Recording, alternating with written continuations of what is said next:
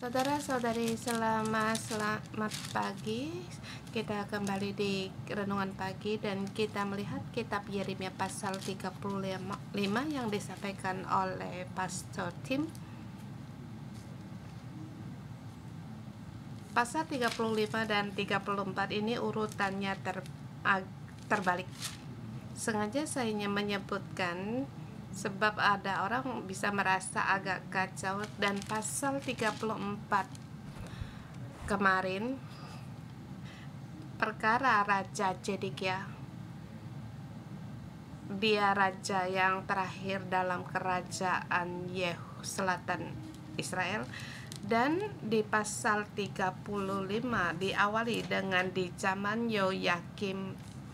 Dia raja yang terakhir, yang ketiga terakhir. Jadi kita melihat kitab Yeremia tidak menurut urutan, tapi saya menyatukan pasal 34 dan 35 dalam pesan yang sama. Pasal 35 dan 34 menyatakan nasib dari Yehuda, mereka akan menghadapi kebinasaan. Tetapi di pasal 34 dan 35 Allah memberi kesempatan bagi orang untuk bertobat.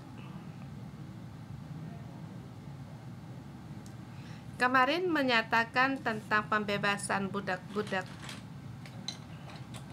di zaman Raja Zedekia. Lagi pula sebab negara pun, kerajaan pun akan dibinasakan, jadi tuan-tuan mereka membebaskan budak-budak mereka untuk meringankan beban pengeluaran mereka, seperti memuaskan tentang pembebasan manusia. Tetapi setelah dibebaskan, tetapi belum lagi negara dibinasakan, mereka kembali memaksa para budak-budak yang telah dilepaskan untuk menjadi budak. Dan Allah terhadap hal yang tidak adil ini mereka murka. Jadi walaupun Yehuda gagal dalam mentaati firman Tuhan, sampai di pasal 35 dalam situasi yang dingin, walaupun belum sampai pada kebinasaan kerajaan, tetapi di zaman Yoyakim mereka mendekat pada Mesir, ingin menggunakan kekuatan Mesir untuk mengatasi kekuatan dari serangan Babel. Dan Babel, Mesir dan Yehuda ketahuan oleh Babel, mereka bersepakat. Maka Nebukadnezar mengutus para tentaranya untuk mengepung dan menyerang Yerusalem dan kota-kota sekelilingnya.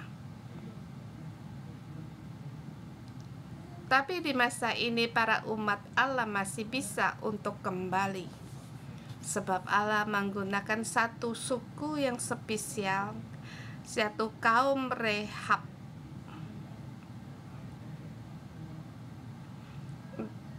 Mereka menyatakan kaum Yehuda yang tidak setia dan tidak mau mendengar agar mereka mau bertobat. Dan hari ini kita melihat kaum dari Rehab,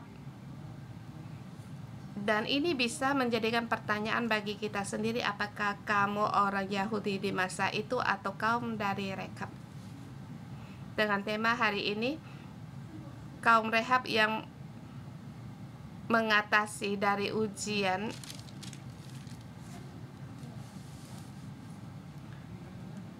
Tokoh utama hari ini adalah orang-orang Rehab.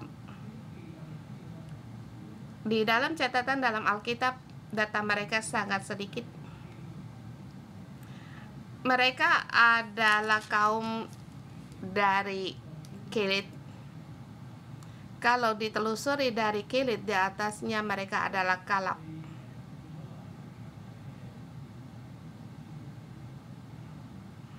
Bisa dikatakan bahwa nenek moyang dari Rehab adalah dari Kaleb. Jadi mereka bukan dari bangsa asing, kaum asing, tetapi kaum Rehab mereka mengikuti peraturan. Salah satu, mereka tidak boleh minum anggur. Kita lihat di ayat kedua sampai ayat kelima. Pada suatu hari ketika Yerusalem dipenuhi dengan bunyi peperangan, ayat pertama disebut firman Tuhan dari Tuhan kepada Yeremia.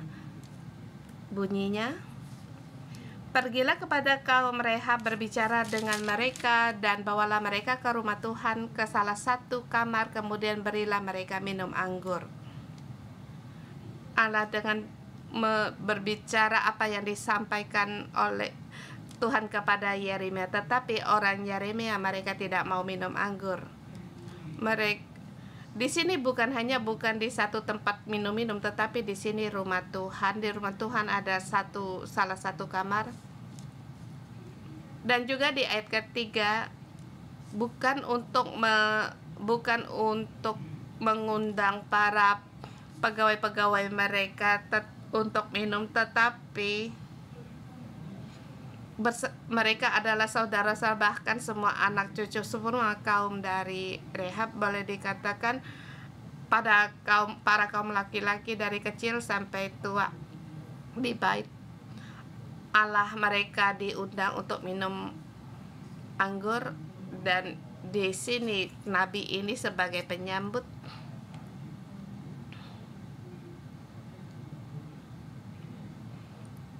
Di ayat kelima dikatakan, di depan anggota-anggota kaum orang Rehab itu, aku meletakkan piala-piala penuh anggur dan cawan-cawan, lalu berkata kepada mereka, silakan minum anggur. Kalau hari ini Pastor Deborah dia mengundang kamu minum anggur yang dipenuhi dengan piala-piala cawan-cawan yang indah-indah, penuh dengan anggur yang enak, apakah kamu dengan rasa hormat menerima tawaran ini, undangan ini, atau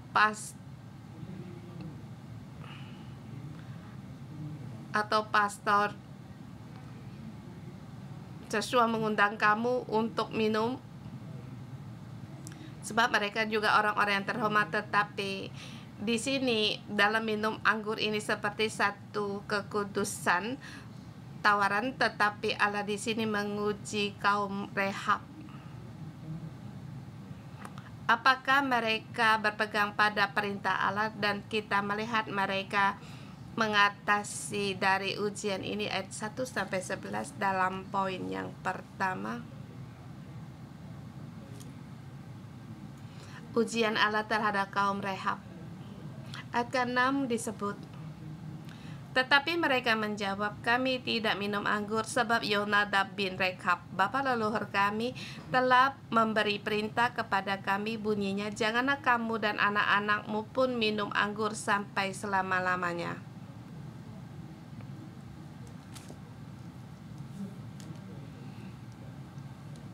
Dia di sini membawa bapak leluhurnya Yonadab. Yonadab menjadi bapak leluhur mereka sekitar jarak 250 tahun yang lalu, di zaman Elisa. Dan saya mau melihat siapa itu Yonadab.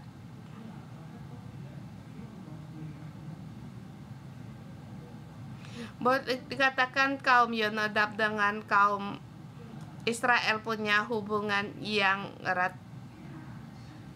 Yonadab mereka orang yang saleh, orang Israel yang Israel. Pada masa itu Ahaz dan Isabel mereka dalam penyembahan Baal. Allah mengutus Elia untuk mengutuskan kuasa dari Ahaz ini. Tapi belum selesai itu yang diteruskan oleh Elisa. Di situ ada kemudian satu raja bernama Yehu. Dia membunuh semua keluarga Ahab dan Isabel sekeluarga pada saat di sini Yonadab mendengar mereka bisa mengalahkan kuasa dari penyembahan Baal dan merasa ada bagian darinya, dan maka mereka Yonadab bersama Yehu membunuh Isabel. Jadi mereka dua beradik bersama untuk membunuh mereka, sebab Yonadab adalah orang yang takut akan Tuhan dan dia sangat ingin membinasakan seluruh kekuasaan dari Baal dan menguduskan diri. Dari tahun 205 tahun yang lalu mereka berkata kepada kaum anak cucu untuk dilarang untuk minum anggur. Bagi kita gereja 611 seperti rasa ada orang Nazir. Orang Nazir juga tidak boleh minum anggur sebab mereka dikuduskan untuk dipakai Allah.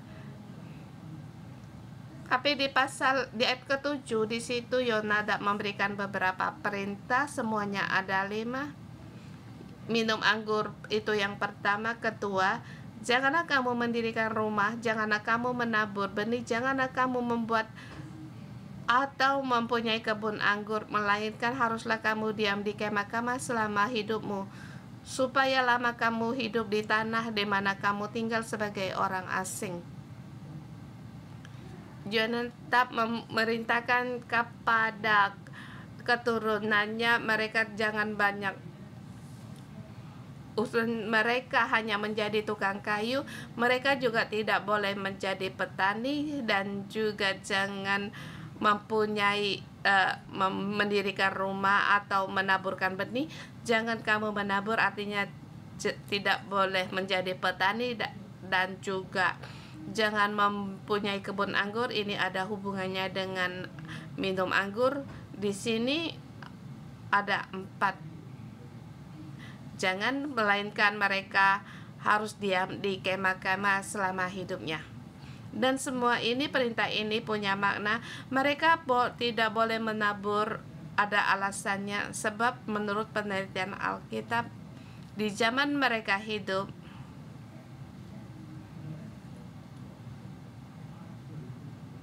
seluruh kerajaan Israel mereka menyembah Baal di masa kejayaannya. Orang Israel mereka menyembah Baal.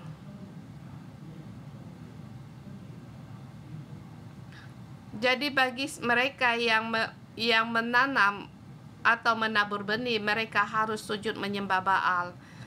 Jadi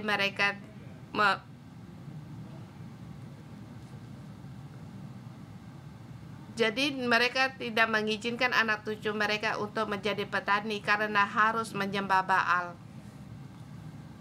Jadi kita bisa melihat kaum mereka mempunyai identitas yang spesial. Dengan sederhana, gampang dikatakan, agar Yonadab hidup mereka bisa tentram hidupnya, artinya bisa hidup dengan tenang di tempat ini.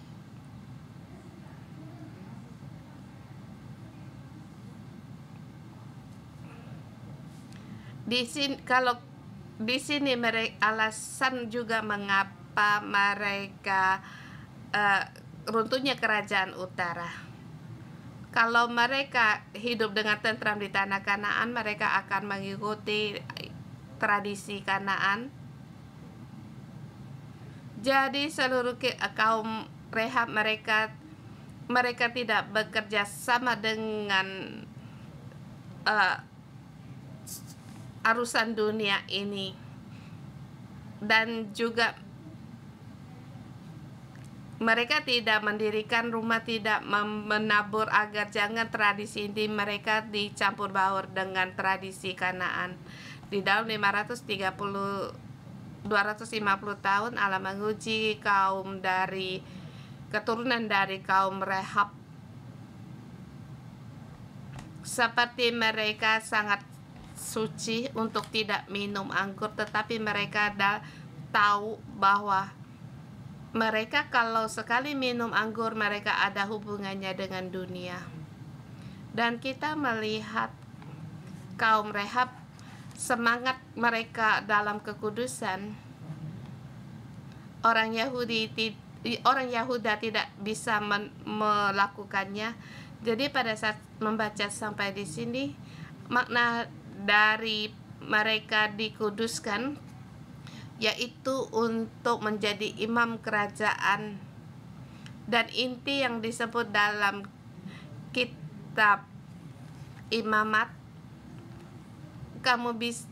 dengan kekudusan kamu bisa menjadi untuk melayani Allah. Dan saya loncat di ayat 19. Maka beginilah firman Tuhan semesta alam, Allah Israel, keturunan Yonadab bin Rekab takkan terputus melayani aku sepanjang masa. Sebab semangat dari kaum Rekab, mereka hidup dalam kekudusan, dan mereka pun setelah diuji, mereka pun mengatasinya. Mereka menjadi juga berkat bagi keturunan Daud.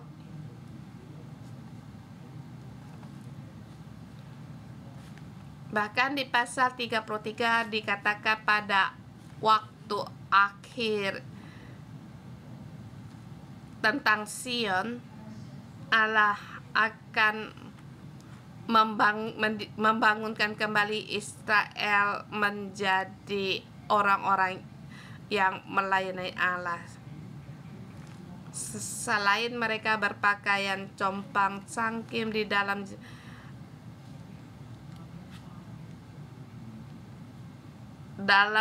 kepungan, dalam pengepungan, para tentara mengingatkan orang-orang yang melayani Allah bagaimana orang yang harus melayani Allah seperti aku. Pada saat sampai di sini, kita pun harus bertanya pada diri kita sendiri, apakah kita juga orang yang menguduskan diri? Terlebih orang-orang yang melayani Allah di dalam hidup kita. Adakah kita telah melewati atau pas dalam ujian ini, seperti kita telah melewati hari perdamaian, hari atau penebusan dosa, seperti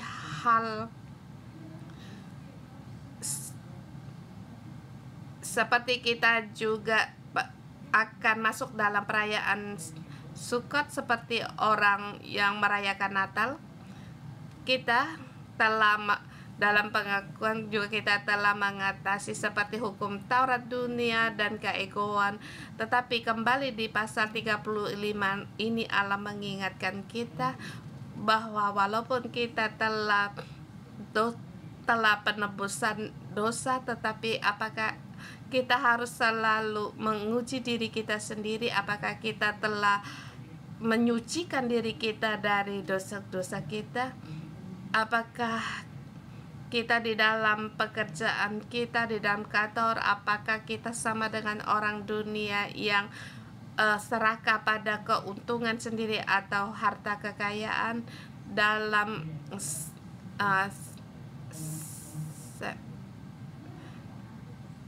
adakah atau kita dalam seksual kita, adakah kita batas atau terhadap nafsu kita tidak, kita cuma diam, kita tidak ada batas, atau kita telah diubah oleh tradisi dunia ini? Allah memanggil kita sebagai orang Kristen, tetapi kita tidak membawa pengaruh.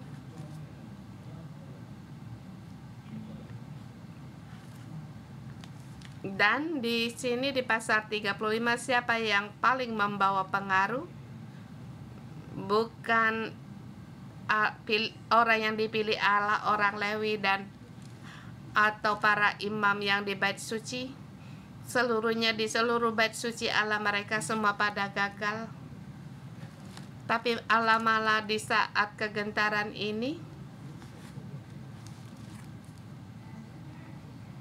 memilih sekelompok orang untuk mereka datang ke Yerusalem. Saya berpikir mereka adalah satu kaum atau suku. Mungkin orang-orang di kota Yerusalem mereka juga heran mengapa ada orang-orang ini masuk di kota Yerusalem. Tetapi para orang-orang ini mengingatkan kembali orang-orang yang melayani bait suci, mengingatkan kembali umat Allah, kaum Yehuda, untuk menjadi bagaimana orang yang dikuduskan, dan juga hari ini mengingatkan kita dia 250 tahun yang lalu mereka telah menyucikan diri mereka sendiri, dan bagaimana dengan kita. Kita lihat di poin yang kedua ayat 12, dimulai dari ayat 12 dengan tema kecil. Yehuda tidak mendengar, tetapi kaum Rehab mereka mendengar. Di sini mengapa saya menggunakan kata mendengar? Adakah kalian menghitung dari pasal 12 ini pasal 19 berapa kali kata mendengar ini muncul? Jawabannya di ayat 18 semuanya juga di awal juga dimulai dengan kata mendengar. Jadi di sini ada 6 mendengar. Ditambah di ayat 89 juga ada mendengar, jadi 10-nya ada 8 kata mendengar di pasal ini. Mendengar adalah tema yang utama di kitab suci, yaitu sema, yaitu di kitab bilangan, imamat. Dengarlah hai Israel, kata dengar ini. Jadi waktu saya menghitung mendengar, mengapa Allah tidak memilih imam-imam atau orang lain untuk melayani Allah? Dalam masa itu, dalam keagamaan, semuanya itu tidak ada gunanya. Yang Allah utamakan yaitu siapa yang mau mendengar dan mau mengikuti perintah Allah, dan Allah akan memakai dia. Ayat 18, di situ ada 3 kata kerja. Oleh karena beginilah firman Tuhan semesta alam Allah Israel, oleh karena kamu telah mendengar perintah Yonadab bapak leluhurmu, telah berpegang pada segala perintahnya dan telah melakukan tepat seperti diperintahkan kepadamu. Jadi 3 kata kerja ini yaitu mendengarkan, berpegang, dan melakukan.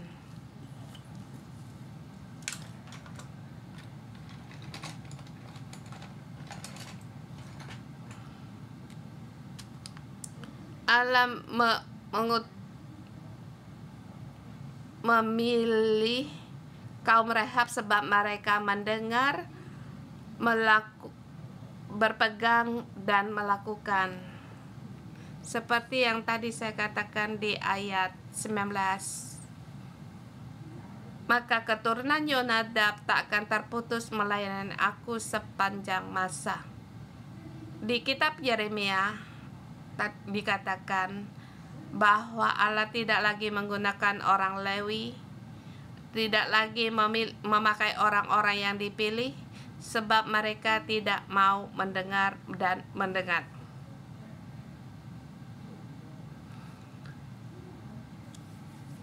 Hari ini kita melihat begitu banyak kata mendengar. Kita banyak kali ingin dipakai oleh Allah dan melayani, dan kita banyak saudara-saudari yang bersemangat.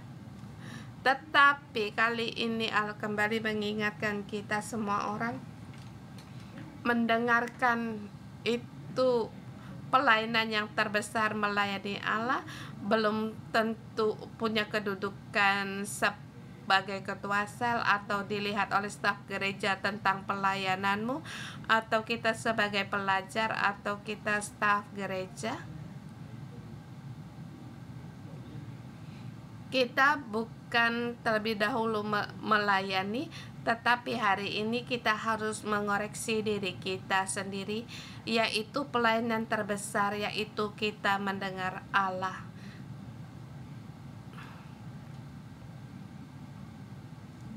Allah telah mendirikan gereja dan mendirikan para pemimpin-pemimpin.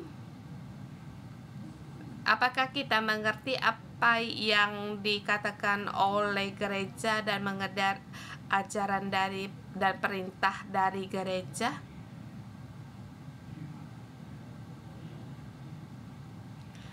Di hari raya Sukot, saya juga bertanya kepada kaum remaja terhadap perayaan ini, sedalam apa kamu bisa masuk. Ada orang bisa suka pada hari raya, ada orang yang tidak suka suara yang ramai atau perayaan.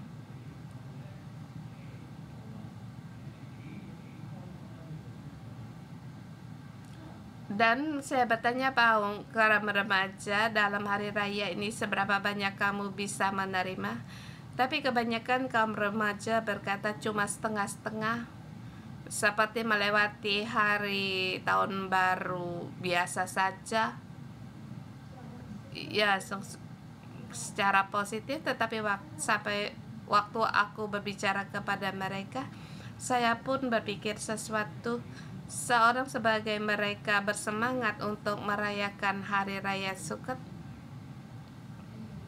Berapa besar mereka merayakan hari raya ini? Sesungguhnya dia harus mengerti Allah, bagaimana pandangan Allah terhadap hari raya ini, dan dia harus mengerti Allah, bagaimana Allah menghargai hari raya ini.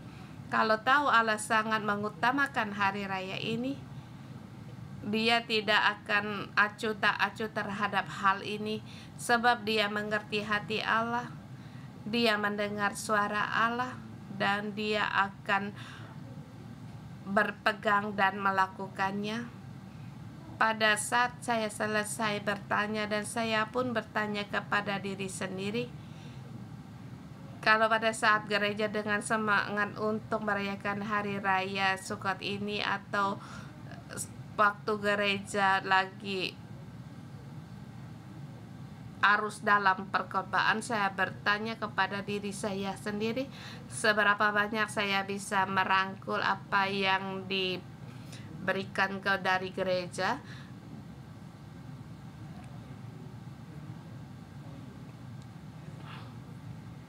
Di dalam Allah kita harus kembali lurus, yaitu Allah bagaimana melihat pengajaran gereja dan arus ini, dan mengapa Allah mengatakan harus menghapuskan lagi khotbah ini. Mengapa dulu harus mengkhotbahkan tentang 7 mukjizat? Waktu kita mengerti, inilah salah satu mendengar dan mengerti kehendak Allah, dan saat ini apa yang ingin Allah lakukan, sehingga kita tidak dijajakan oleh dunia ini. Dan hari ini orang dipakai Allah, orang yang membawa pengaruh.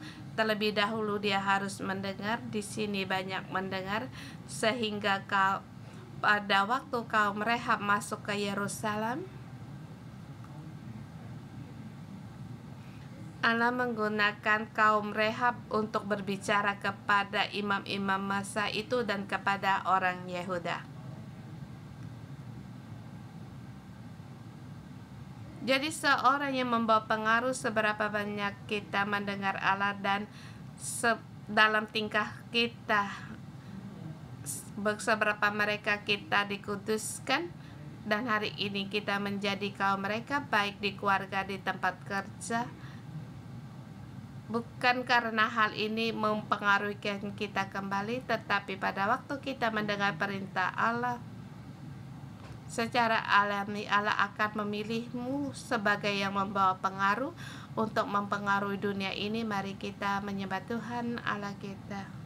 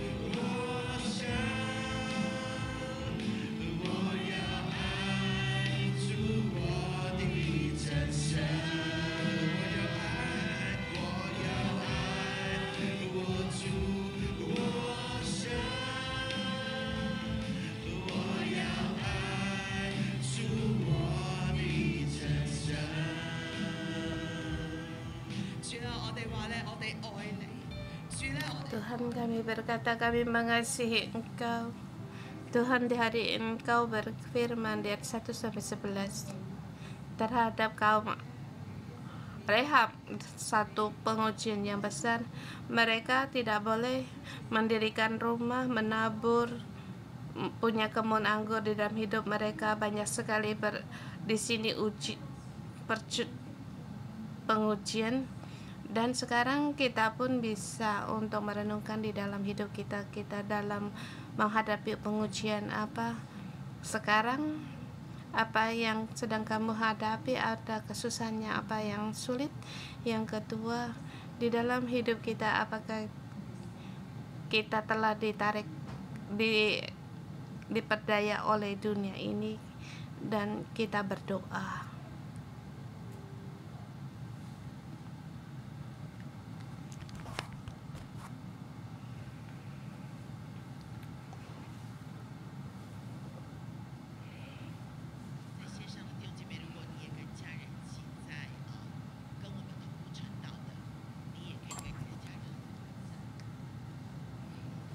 semua di dalam hidup kamu bisa merenungkan sekarang dalam pengujian apa, mungkin perasaanmu, pekerjaanmu, kesehatanmu, atau keuanganmu. Kamu bisa untuk merenungkan dalam hal ini, atau hal apa yang mudah soal dunia ini yang mudah mempengaruhimu.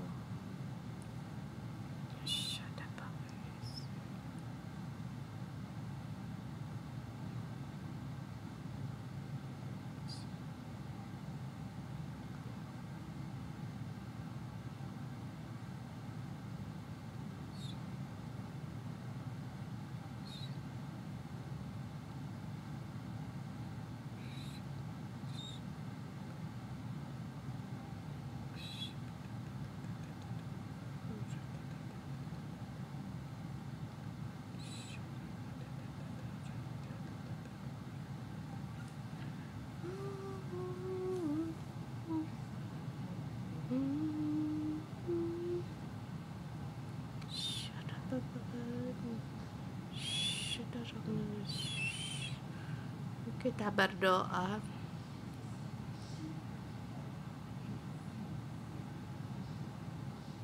Kita berdoa, kita mengadakan Tuhan.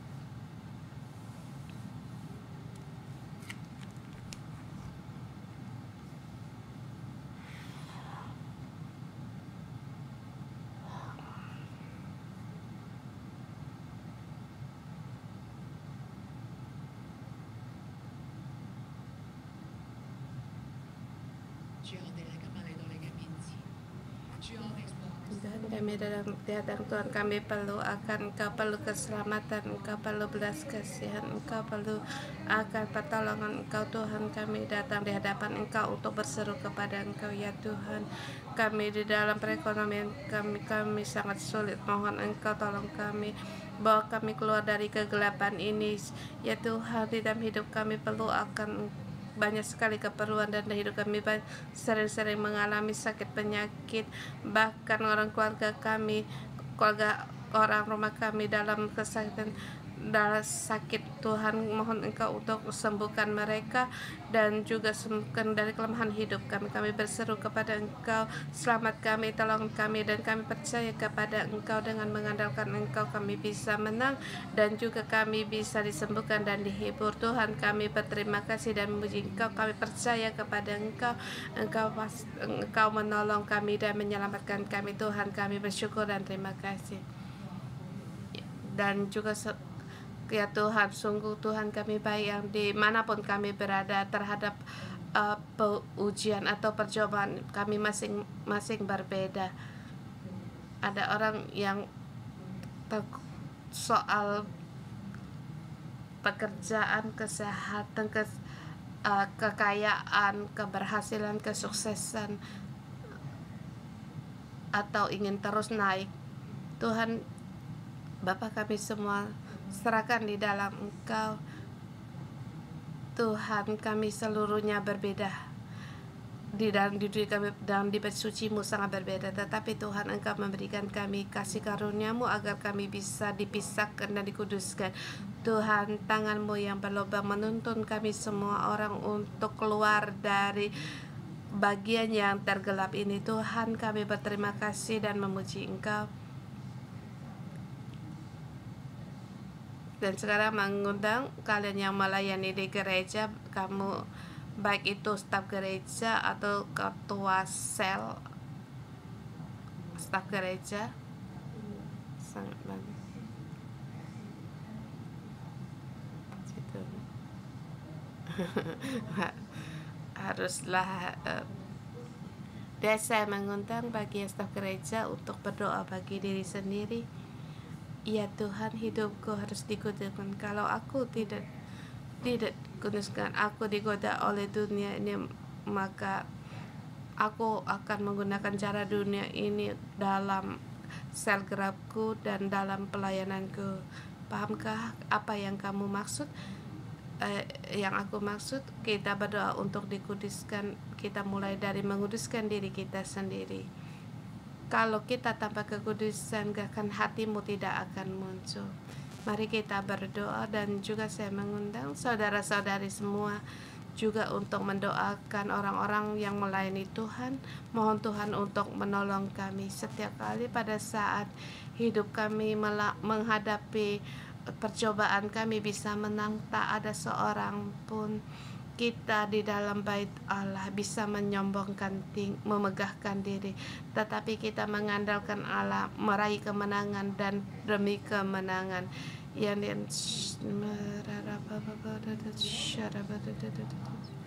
Berdoa untuk bagi orang-orang yang melayani Tuhan.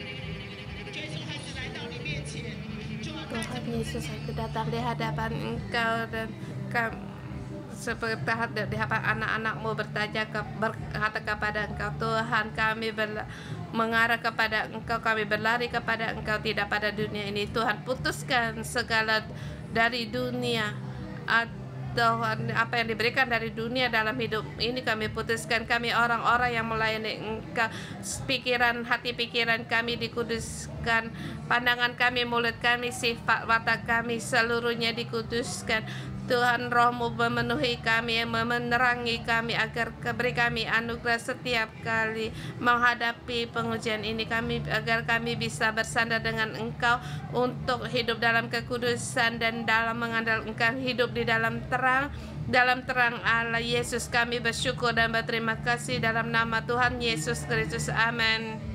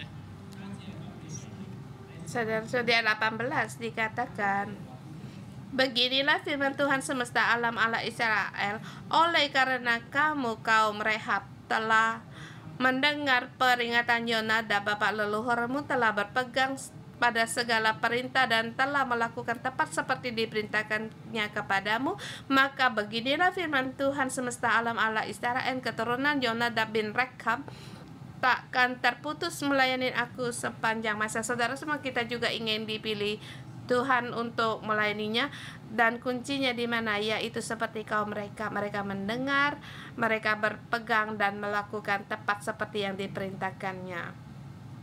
Saudara semua, di dalam hidup adakah suatu kala kita tidak mendengar perintah dari pemimpin kita atau pendamping kita, nasihat-nasihat dari pendamping kita? Adakah satu yang tidak kita mau mendengar? Mari kita merenungkan di mana kita memilih untuk tidak mau mendengar atau kita memilih untuk tidak mau mendengar.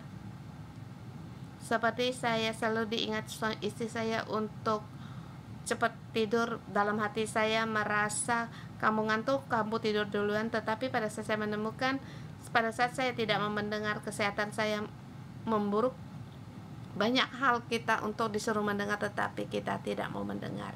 Saudara semua, mari kita merenungkan, adakah satu hal yang tidak mau kita dengar dan kita memilih untuk tidak mau mendengar? Keegoisan kita, pemberontakan dalam hati kita, atau kita merasa kita telah mendengar?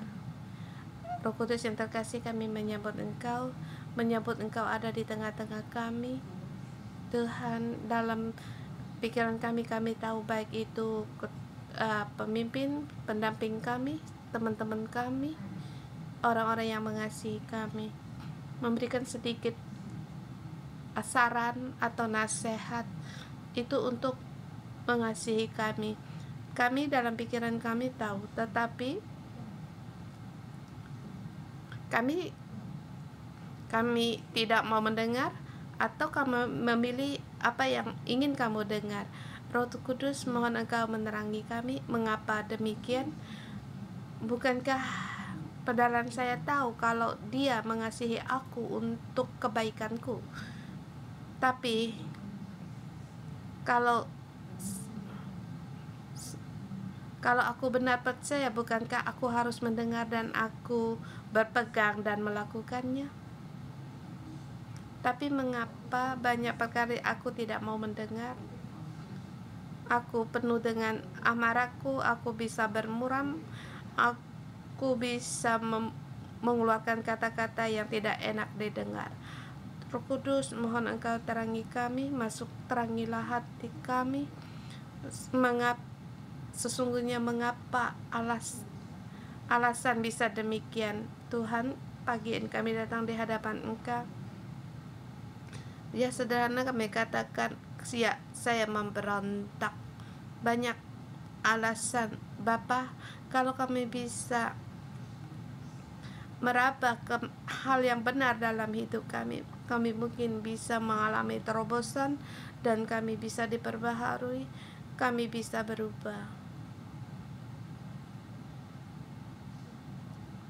Roh Kudus, mohon Engkau untuk menolong kami.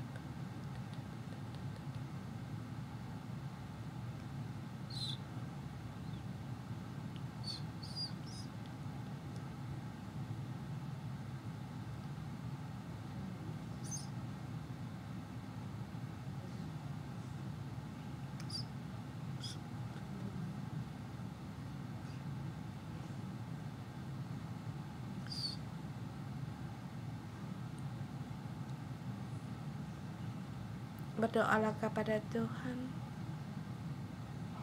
atau kalau kamu lebih berani lagi, minta maaf kepada orang yang telah menasehatimu tetapi dia tidak mau mendengar, dan berkata kepadanya, mohon engkau jangan meninggalkan aku, jangan membiarkan aku menyambut engkau untuk berbicara kata-kata yang sesungguhnya aku, yang kata-kata yang sejati terhadap hidupku.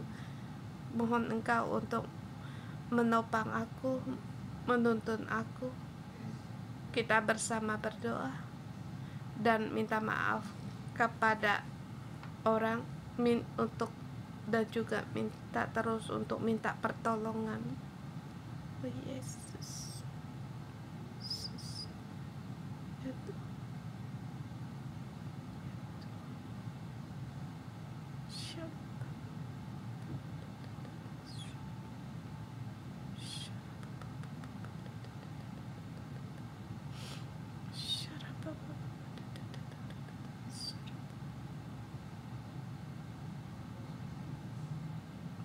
Kita pejamkan mata.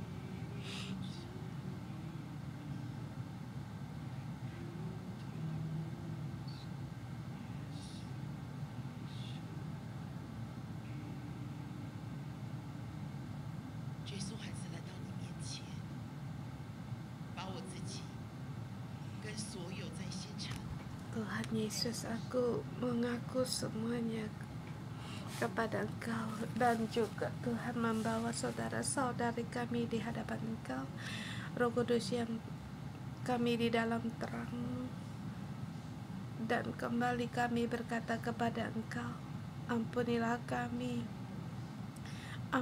kami sombong, merasa benar sendiri.